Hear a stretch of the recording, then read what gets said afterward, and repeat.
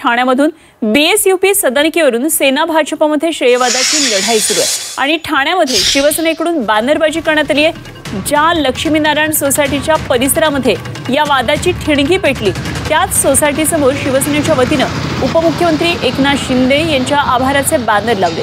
काल याच ठिकाणी भाजपच्या नगरसेवकांनी शिंदेंच्या शाखा प्रमुखाला कानशिलात लगावल्याचा आरोप करण्यात आलेला आहे आणि याचाच आढावा घेतलाय आमचे प्रतिनिधी शिवसेनेचे राजेश मोरे यांच्यावरती ठाण्यामध्ये शिवसेना आणि भाजपचा वाद रंगलेला असताना आता ठाण्यामध्ये शिवसेनेच्या वतीने जे आहे या वादानंतर बॅनरबाजी जी आहे ती केलेली आहे।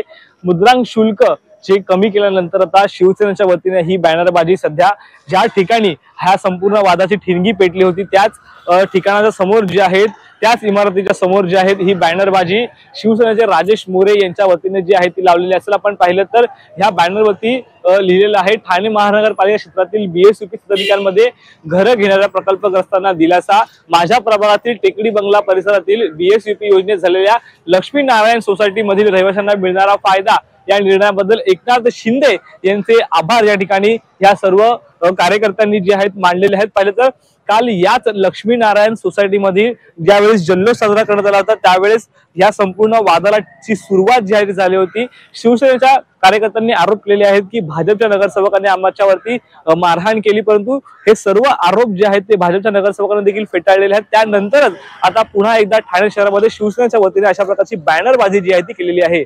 त्यामुळे आता हा वाद जो आहे तो नेमक्या कोणत्या स्तरावरती जाईल हे देखील पाहणं तितकंच महत्त्वाचं असणार आहे।